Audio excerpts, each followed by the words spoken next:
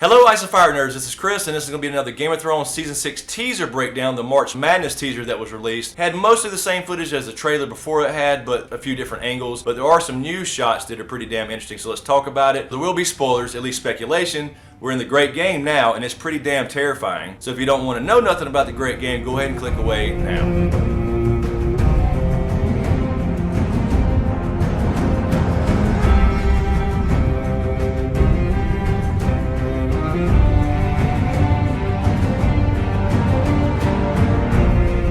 So let's jump right in. We open up with a shot of Dany walking with the Khalasar, this time just a different angle from the trailer. She is taking pause, looking at something going forward, but I call this going backwards. I think this definitely ties into the Quaithe prophecy as far as her going back to be with the Khalasar, going back to her roots. She must go backwards before she goes forward. But I think the point of this shot here is to show how unimportant she is to these people right now, because she gets kicked in the back saying, move along, keep going, keep marching, you're going to be a crone on the lake, and she's not too damn happy about it. And next we have Tyrion's voiceover, and he says, are you afraid? You should be. You're in the Great Game now, and the Great Game is terrifying. And as his voiceover starts, we see him marching down the steps of the throne room with Missandei and Grey Worm. Looks like he's going to meet the Masters. I'm going to go out on a werewood limb here and say that he's probably talking to Dany after she gets back with the Khalasar right before they head over to Westeros. A lot of people would say probably that Dany has already been in the Great Game. She's already been playing the Game of Thrones, but not really. She's really just taken over Meereen and a couple cities over in the east with her dragons and her army, and she's been learning this whole time how to be a queen, etc. But she's not really been in the Great Game of Thrones for Westeros yet. So either he's talking to her when she gets back and they decide to head to Westeros finally. Perhaps he could be talking to Missandei or Grey Worm or something to that effect, since they're ruling in her stead while she's missing and probably presumed dead. He could also be talking to the Masters, since they're vying to get their power back as well. But there's very few people he could be talking to here. But I'm going to go ahead and say it's probably Dany once she gets back and decides to make her play on the actual Iron Throne. Then we see the shot again of the flayed man on fire, and then it kind of transitions over to Ramsay. And what's interesting here is this is during Tyrion's voiceover, and when he says the word terrifying, it shows Ramsay again, probably in the Battle of the North, because whether you like him or not, he's pretty damn terrifying.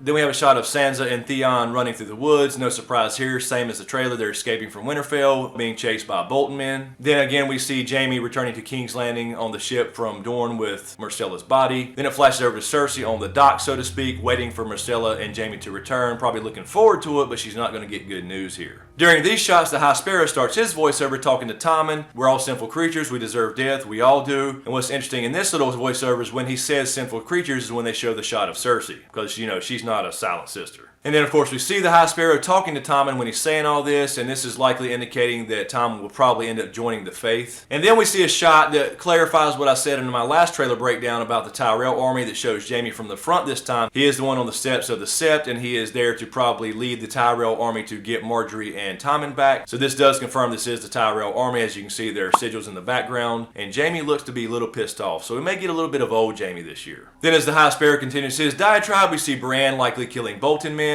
Because again, like we mentioned before in our predictions videos, I think Brienne's the one who probably meets up and saves Theon and Sansa, or at least one or the other if they're not already separated from the Bolton hunting parties. And then we have a shot of Drogon, and this motherfucker is huge. He's flying over the Khalasar here, and it shows just how big he's gotten. He's been eating a lot. And what's interesting about this shot here is this huge shadow on the ground showing just how big he's gotten. And according to one prophecy that we're all aware of, Dany needs to pass beneath a shadow. So this is likely the time that Drogon comes to the rescue. He's going to have himself a huge Dothraki barbecue. They'll probably all shit their breeches, bow down to Dany again, and she will once again be Khaleesi of the Great Grass Sea, head back to Meereen likely, and then finally over to Westeros. And then we hear Jaquen start his voiceover where he says, one way or the other the gift will be given, as in death. One way or the other a face will be added to the hall. And during this voiceover we likely see again some northern horses in the battle for the north. You really can't see any sigils here, so it's hard to say who exactly this is, whether it's like Team Jon or Team Ramsay. We see Blind Arya or Blind Beth in the books. And then we get another tease for the Tower of Joy flashback that Bran will be having. We're not really sure if they're going to name these characters in the show, but the only difference here in this shot, as far as the difference between the teaser and the trailer that came out previously, is that we see one of Ned's men getting pimp slapped. But it's hard to tell who this is because all we see is a lot of blurred mustaches and beards. And this next scene is really badass to me. We see Wun Wun crashing through a gate here. This is Castle Black. This is not Winterfell. A lot of people have speculated this may be Winterfell. But if you look here at this shot of Stannis leaving Castle Black when he was headed south, you'll see this is the same battlements, the same stonework, etc. So this is him breaking through the gates of Castle Black. Now what's interesting here is he's breaking into Castle Black, not out of Castle Black. If you look here in this shot, the doors open inward from the outside, so Wun Wun is pushing the doors open from the outside. We know the wildlings came through. Maybe they're already settled on the gift at this point. This probably has something to do with Jon's death, perhaps. Maybe they hear about it. Torment Giants Bane, Wun Wun, and the leaders of the wildlings. Or it could be related to the Azor Ahai prophecy with Jon coming back. Although I don't think we'll see this in the show. In the books, there was a guy there named Sir Patrick. He was a Queen's Guard of Selyse as Stannis is still at the wall. And his cloak is a cloak of 5-pointed stars. Wun Wun actually kills him in the books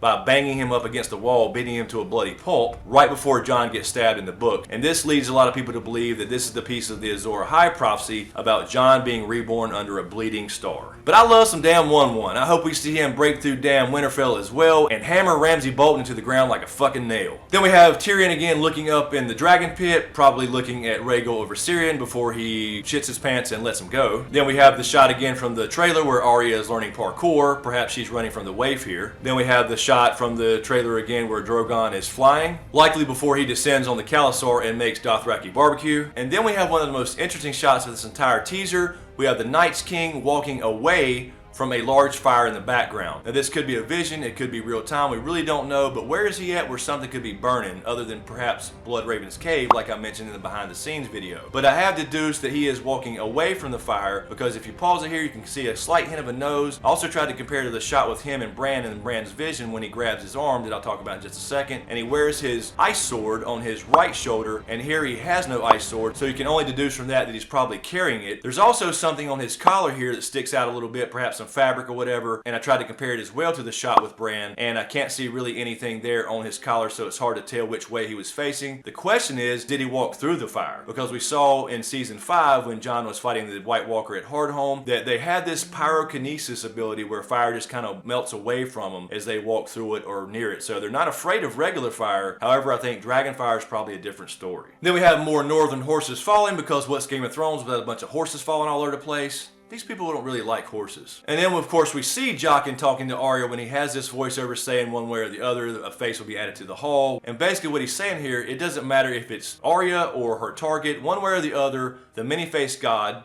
being death, will get his face. Then we have some really quick shots of some of our main characters. Those include Tyrion, Cersei, Sansa, Dany, Jaime, Arya, and Theon. And the only thing I would point out here is Theon here crying to probably Sansa standing in front of him. And I'm guessing this is probably where they part ways, because I do think he survives. I do think they part ways at some point after Brienne perhaps saves them and he heads back to the Iron Island. And then probably the most interesting piece of the teaser here is the same shot as we saw in the trailer of Bran and his vision seeing the White Walkers and the Night's King. But this time, the Night's King grabs his arm. You can see here that it is his arm being grabbed. It is his armor. That is Bran's arm, it seems, as he turns around and sees him. Now, obviously, this is a vision because Bran is standing up. We don't know if this is the future yet, or if the past, or present day for that matter, because he can see all three. But this begs the question, why is he able to see Bran in the vision? Either they just have some kind of power to see you literally in the vision where other people don't, or perhaps this implies that wherever he is, at least in the TV show, that people can see him in the vision, like he is actually there in the moment, whether it's the past, the future, or the present. But that would imply that he's like time traveling. So perhaps it's as simple as the Night's King or White Walkers in general have the ability to sense somebody and see him in a vision when nobody else could. Or perhaps I was thinking something that me and Val mentioned back in one of our predictions videos where perhaps Bran is actually warged into a White Walker here other than the Night's King, and the Night's King is seeing a White Walker turn around looking scared shitless because it's actually Bran skin changed and controlling him, and we're just seeing Bran, but the Night's King actually sees a White Walker and he's grabbing him like, what the fuck are you doing, man? Because he's turning around looking all crazy and scared. So I'm just throwing this out there. It's kind of insane to think about, but we all want him to war dragons and other things, so why not a White Walker, right? So this could actually be Bran controlling a White Walker, and the Night's King sees a White Walker all of a sudden start turning around looking around like he don't know what the hell's going on, but us as TV viewers are seeing Bran as he's in his vision seeing what the hell's going on with the White Walkers. Just being a visual thing for TV. So anyway guys, that's all I had for this particular teaser. We may see another one before the season starts, so we'll see what happens. I don't think they're going to release too much. I think next Val and I from Because Geek will be recording our Jon and Dany predictions videos, so be on the lookout for those. In the meantime, you can click here for the last video I did on the behind the scenes trailer footage where it has some implications that the White Walkers Walkers may be attacking Bloodraven in the cave system at werewood.net. And you can also click here for the last video I did on the trailer update, which was a little addendum video I did to the trailer breakdown, so check those out. Let me know what you think. If you dig what I do here, give this video a like. Be sure to subscribe to get everything. Thanks for watching, and we'll see you next time.